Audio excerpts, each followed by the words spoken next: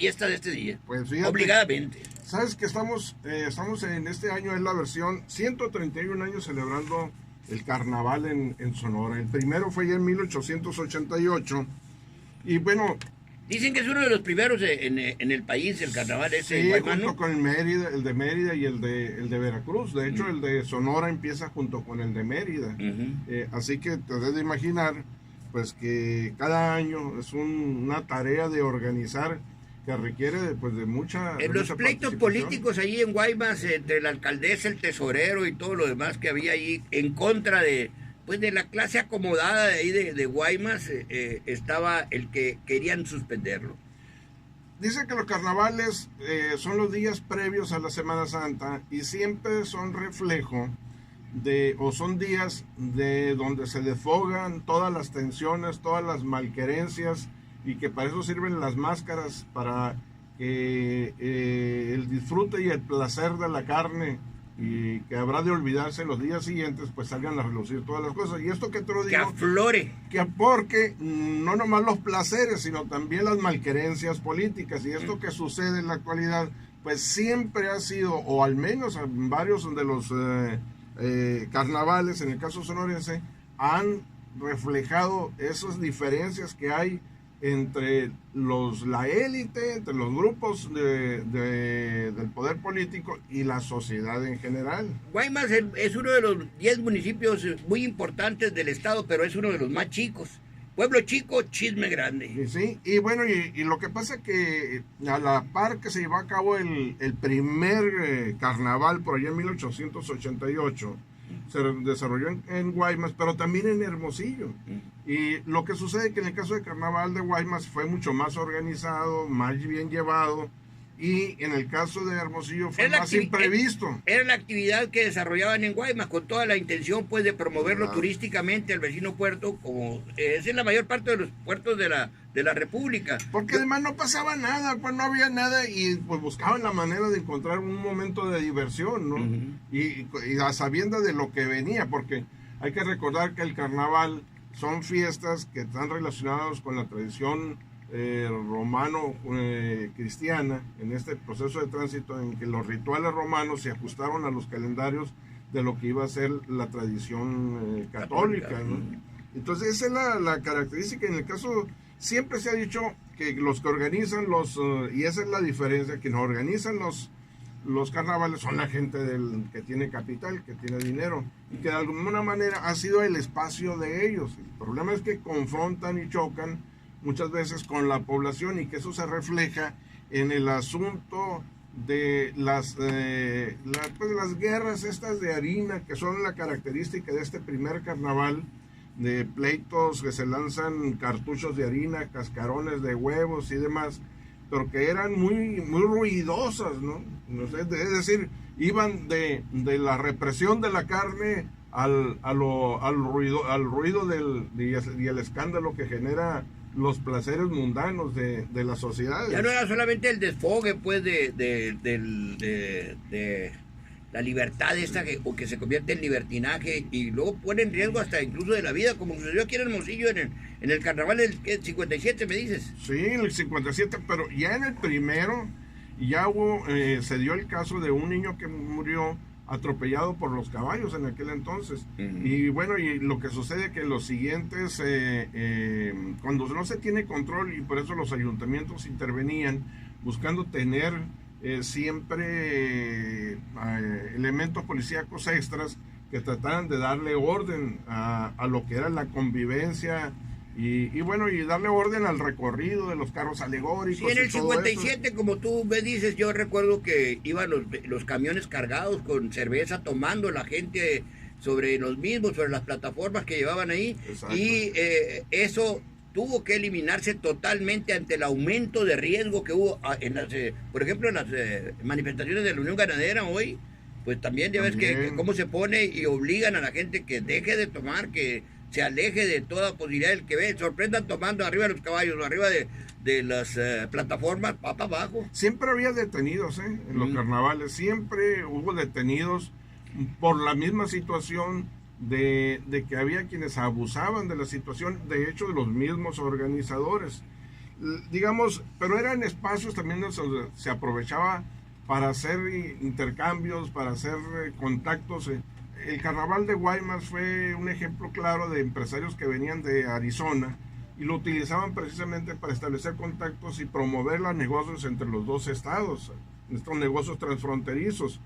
Y obviamente lo aprovechaban para eso y lo aprovechaban pues también para la diversión. Se venían con todo y familias, aunque ya sabemos que por lo regular pues las familias terminaban más bien recluidas, mientras los señores empresarios, los hombres, pues se iban al reventón en todos los lugares de postín que había en el puerto de Guaymas. Y en general la búsqueda de la fraternidad, pues no, porque claro, la fraternidad de las familias guaymenses tienen la oportunidad de convivir, de conocerse, porque llegan nuevas generaciones, sí se conocen los originales, pero llegaron los nuevos organizadores, generalmente jóvenes, y ahí a entrelazar pues hasta la sociedad familiar, ¿no? Los empresarios sonorenses invitaban a los empresarios norteamericanos y a sus familias y los atendían con esta doble intención, de esta convivencia, que la convivencia era parte de la estrategia de cerrar y sellar negocios también, ¿verdad? Bueno, pero incluso hay épocas como el carnaval de 1942 que se aprovecha en el famoso quema de mal humor para declarar la guerra al eje Berlín-Roma-Tokio. Eran los años de la Segunda Guerra Mundial, fue el carnaval de la guerra y tenía ese matiz, esa característica, ¿no? Y así podemos irnos encontrando situaciones como incluso las que llevamos finalmente al carnaval de 1957, y que yo lo considero interesante porque prácticamente ese carnaval significó el nacimiento de una estrella y de una artista, de una muchacha que nace de un sector medio, de una clase media tal vez, sin saberse mucho de ella, en contra de otras dos contrincantes en su momento que pues representaban a la élite. Entonces había estas candidatas que eran de alguna manera relacionadas con los empresarios sonorenses, y aquella que era la candidata que terminó por ser la candidata con más popularidad, aunque no necesariamente con más dinero, ¿no? Y hay que recordar que las candidatas en este entonces, en 1957, de acuerdo a la convocatoria, se inscribían sobre la base de tener 100,000 votos, empezaban con 100,000 votos, es decir, cada voto representaba un centavo. Entonces, en la medida que reunían más dinero, era como iba a determinarse quién es la candidata que iba a ganar. Hubo en principio dos candidatas, una es la que empezó, fue Margarita González, la cual estaba apoyada pues por los hermanos Masón, fíjate, en aquel entonces Enrique y Gustavo Masón, se dice, la candidata de los agricultores. Y no aparecía otro candidato, no había otra candidata, algo estaba pasando y la prensa se mofaba de los organizadores, del comité organizador, porque no parecía interesarle a muchos, hasta que aparece la candidata de los ganaderos, Guadalupe Cubillas, conocida como Pupi Cubillas. Y es interesante también porque a ella la apoyaron pues la familia Hofer, los Salidos, Carlos Escalante, Ramón Fernández, hasta el doctor Federico Sotelo andaba involucrado en este asunto. En pues, el comité. El comité del carnaval. Y empezó a marcar es interesante el registro final de esta candidata, de Pupi Cubillas, porque no había ninguna más interesada. 10 días antes de que concluyera el periodo, se abrieron, se extendió el proceso de registro para las candidatas, y es donde entra en el juego Pupi Cubillas.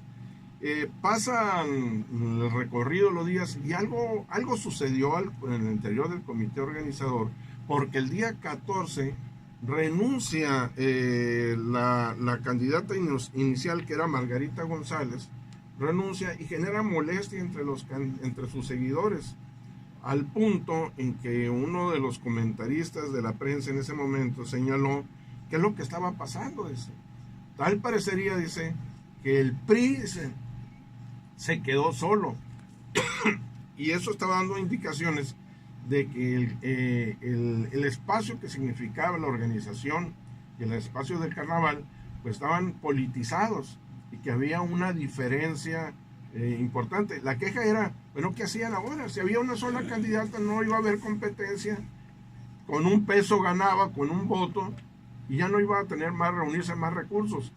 Aparece ahí, aparece en escena una mujer pues que se va a convertir en toda una luminaria del cine mexicano, Isela Vega.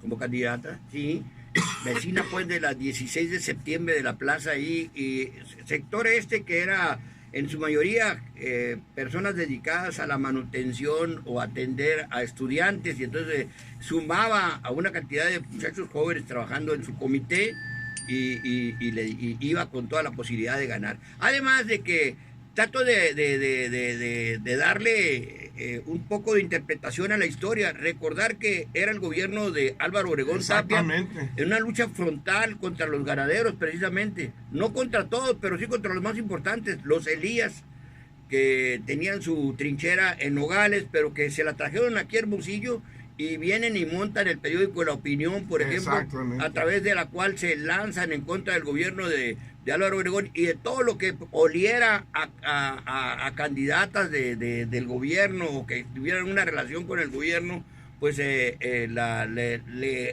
atizaban la hoguera, pues, ¿no? Se nota mucho exactamente tal parecía que la figura de Popi Cubillas era manejada por el imparcial, mientras La Opinión manejaba y terminó dándole espacio a Isela Vega. Isela Vega aparece repentinamente de la nada, según esto en la prensa aparece primeramente en una especie de desfile de modas, y a los días, cuando se sabe la renuncia de Margarita González, aparece como la candidata. Y La Opinión empieza a darle vuelo, casi como echándole gasolina a la lumbre, porque registra cuánto van aportando en votos cada una de ellas.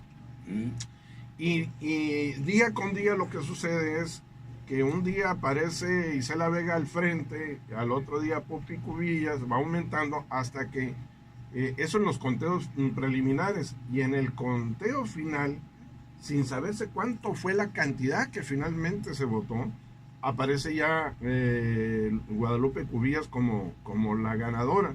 Tal parece que en esos días, en ese momento, cuando se dio el resultado, generó un conflicto y una descontento entre la población. Sí. Y terminó en zafarrancho alrededor del Palacio de Gobierno, ¿no? Sí, y que fue que obligó a que surgiera ahí la determinación de que a partir de esa fecha quedaban suspendidas las fiestas del carnaval, acusando ya no a la decisión que existía a nivel político, de nivel de las familias económicamente bien acomodadas, no, era, aparecía pues la lucha de clases, pero esa lucha de clases provocada por intereses externos, y luego entonces debido al desorden que el pueblo, que la comunidad tiene, se toma la determinación de a partir de esta fecha suspender ese tipo de actividades. Además hay que recordar esto, pues entre las interrogantes que se hacían era si ese carnaval y los próximos tendrían tanto lucimiento como los anteriores, y es una pregunta que a la vuelta de los resultados de ese mismo año, pues se manifestó que prácticamente iban a desaparecer, y como desaparecieron. Y yo la otra pregunta, una pregunta más que se hacía en aquella época, y bueno, la respuesta ahí quedó. Pues ya no se volvieron a organizar los carnavales. Hubo por ahí unos intentos que no terminaron en malos remedios de lo que habían sido previamente. Pero la pregunta tal vez más importante que la prensa se hizo en aquel entonces, habla de un cisma, dice, hay un probable cisma al interior del comité central del carnaval, dice, rumores van, rumores vienen, de que se queda solo el PRI. Y era un conflicto precisamente con Álvaro Obregón, a recordarle el naranjazo famoso, aquel que que le dieron, pero ya en el mes de septiembre. Y bueno, ¿qué es lo que se puede rescatar de esto, no? Y que hace importante el carnaval del 57? El hecho de que como medida de ¿cómo se puede decir?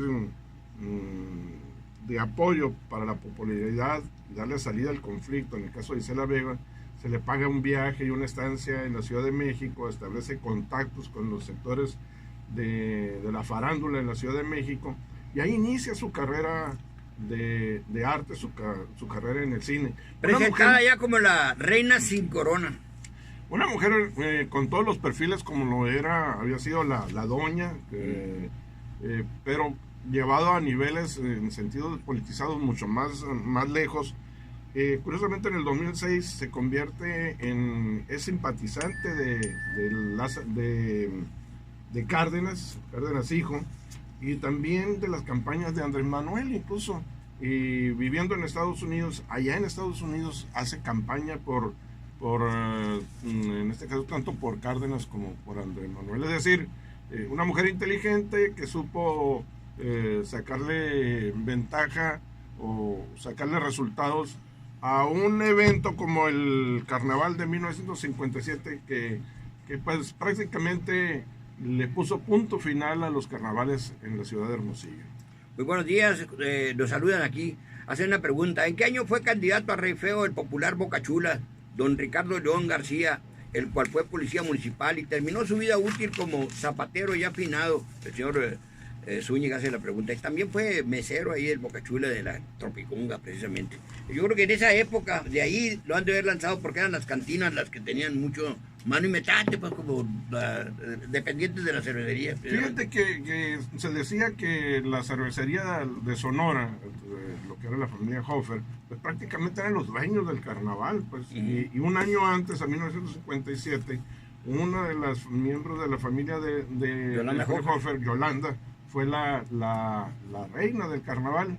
Se decía que eran prácticamente los dueños, ¿no? Y que eran los que ponían los presidentes municipales en Hermosillo, que en ese entonces el presidente municipal, que era Guillermo Valderrama, había sido administrador. Carlos Valderrama, padre del Temo Valderrama. Había sido miembro de la cervecería de Sonora también. Tenemos que ir aquí al corte. Muchas gracias, Ismael. No, Qué bárbaro, hombre, qué quemada de pestañas para traer un trabajo como ese. Algo.